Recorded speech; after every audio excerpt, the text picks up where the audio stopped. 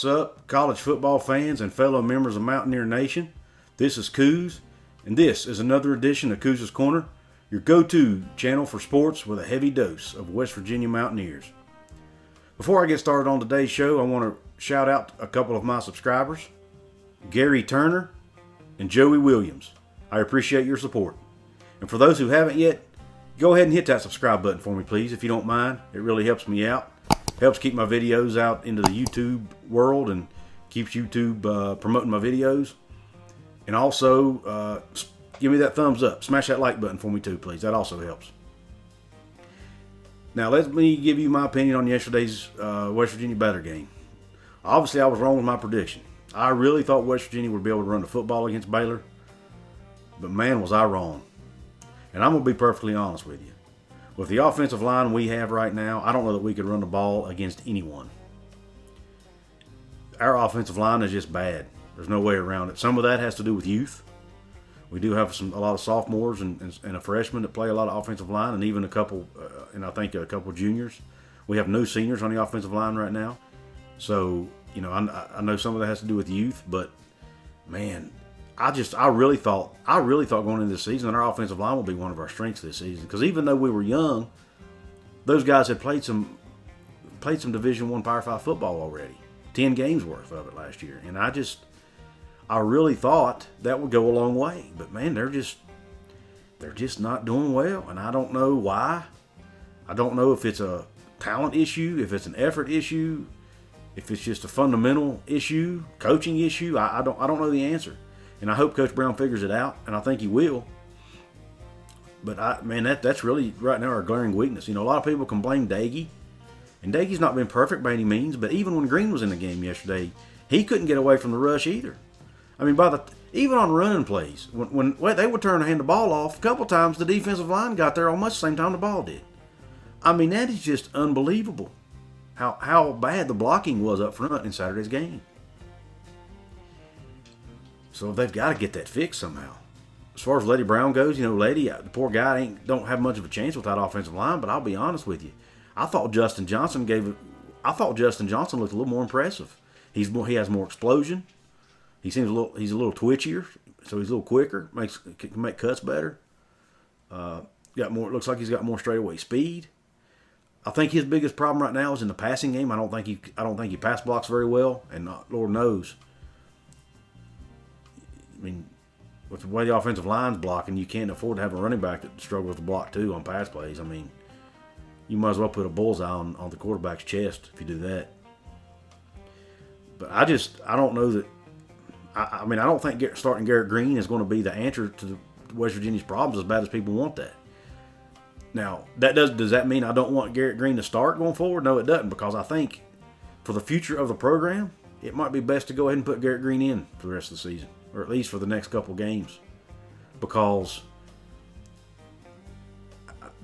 and I hate to say, I hate to give up on the season, but I think from a fan's perspective, I pretty much have. I think it's pretty, we're not going to make a bowl game this year, I don't think, barring a miracle.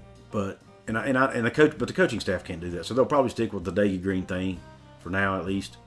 But man, it might not be a bad idea for him to start Garrett Green just to get him some reps and get him ready for next year. Because I don't think Daggy, more than likely, he won't come back next year, even though he's going to be eligible. And even if he does, I just don't think he's the answer there, because Jarrett Daggy's already been starting. He's basically 2 full seasons now, if you count the last 4 games of the 19 season. And we've seen what he can do. And I think he's pretty much reached his ceiling at this point. Because, he started a year at Bowling Green before he came here. He's basically already started 3 full seasons of FBS level football. And I don't know that he's going to get much better at this point. So put Green in there, get him ready for the future, see what he can do. Maybe he can, he didn't look great throwing the ball yesterday. He made one pretty pass on the sideline there, but, the rest of, he made a couple really bad overthrows and put too much heat on the ball, on a pass that should have been with more finesse. But, he'll get there. I'm not saying those things aren't correctable, but I don't think he's ready. But at the same time, what do we have to lose at this point, So I think, and in the last 3 games of the season, I think Goose Crowder should get a shot to play. I don't know if he starts, but at least play him, because he can still keep his red shirt if he don't play more than 4 games. Put him in there, see what he can do for next year, man. Get these guys ready for the future. because I think the future's where it's at. This season, we might as well forget it. We'll be lucky to win 4 games this year. We'll beat Kansas probably, and that's even a toss-up at this point. And I don't mean to sound so negative because I'm not usually the negative guy, but I mean, heck. I mean, anybody who watched that game yesterday can tell that things are not good in Morgantown right now. But I do think the future's still good. I do think Neil Brown is still a good coach. And he's a good recruiter, obviously, because we have a good class coming next year. And I do think once he's able to get his guys in, all of his guys in, that we'll be fine. But this year's going to be rough. Does everybody remember year 3 of Dana's tenure here? We went 4-8 that year. And this could be another year like that. Gino and those guys had gone, so he was breaking in a new quarterback, breaking in a new team. He was still playing with about half Bill Stewart's recruits and about half his recruits. So, so that you're meshing two different coaching philosophies together, so to speak, with those recruiting classes. And I think that's where Brown's at right now. And let's face it, Brown did not inherit the talent that Dana and Coach Rod and Coach Stewart did, or Coach Nina for that matter. So, he's playing with probably less talent than those guys had. But I think he's bringing talent in. The guys that he has recruited are good. They're just young, and they're probably not ready to make big contributions yet, with the exception of maybe Zach Frazier and a couple other guys.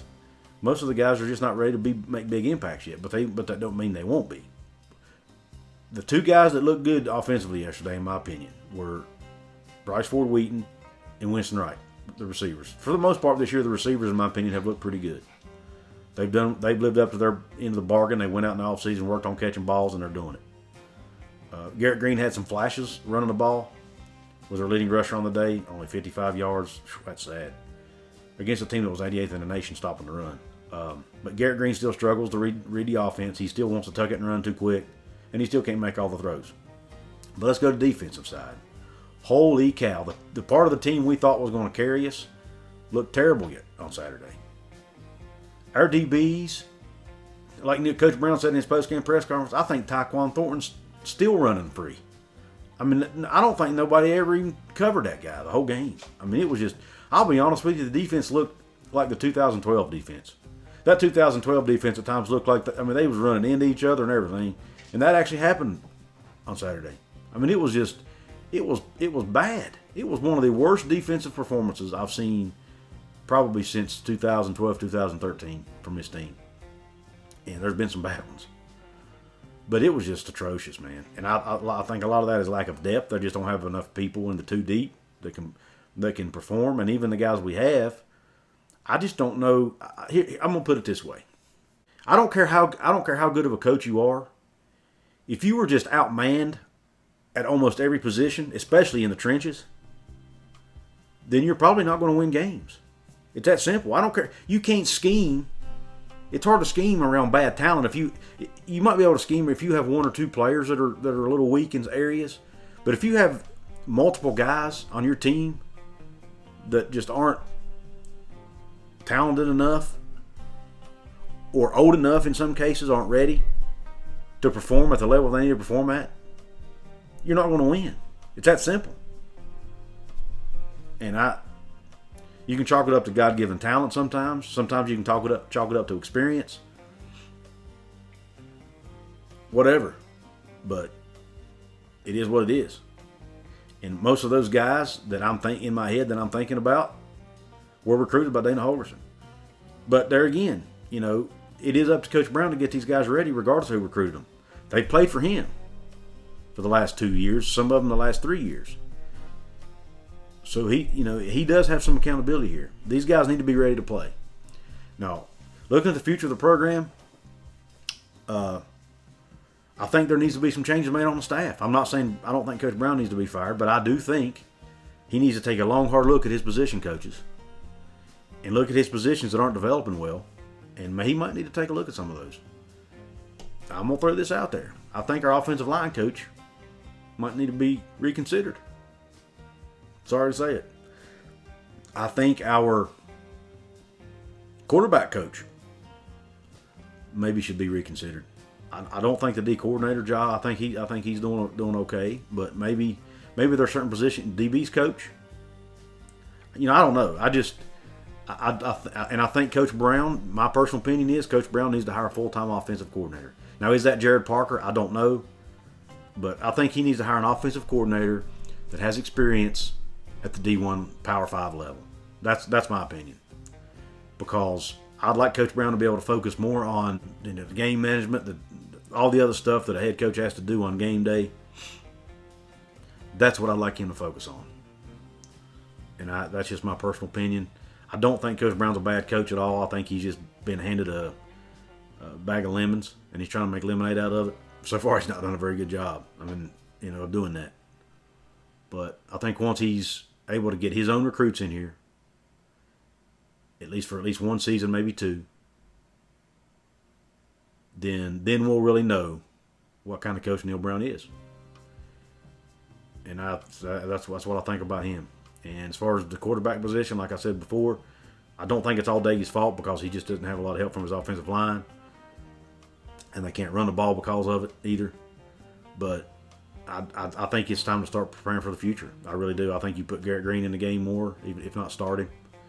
And you give Crowder some more reps at the end of the season. Where he can keep his red shirt. You wait till the end of the season. And you start preparing for the future. You give Justin Johnson more game reps. You give, of course, for the most part, the receivers are underclassmen, but maybe give some of the younger receivers more game reps. Caden Prather got some reps in the game the other day. I think he even started. So, get him in the game more. Heck, I saw Jordan White on the offensive line for Doug Nestor for some snaps. And so maybe Neil's already going that route. Maybe he's already looking to do that. And I hate, it would be awful to know that you have to give up on a season only halfway through. But look, Coach Brown knows what he's got. He's not. These guys aren't stupid. I'm sure he can look at his team and tell, are we going to be able to compete this year or not? And if you're not, then maybe it's time to prepare for the future. I don't know. Just my thoughts. I know I rambled a lot, but these reaction videos are sometimes a little longer because I have a lot to spew. I have a lot to get off my chest. But let me know in the comment section what your thoughts were, good, bad, ugly. If you're a Baylor fan, let me know what you thought of the game. I look forward to reading some of the comments. I appreciate you tuning in to Kuz's Corner. Once again, I ask that you please subscribe to my channel. Please give me the thumbs up button if you like my content. Please share it with your friends. Let them know about me. Hit that notification bell to be notified of future uploads. And until next time.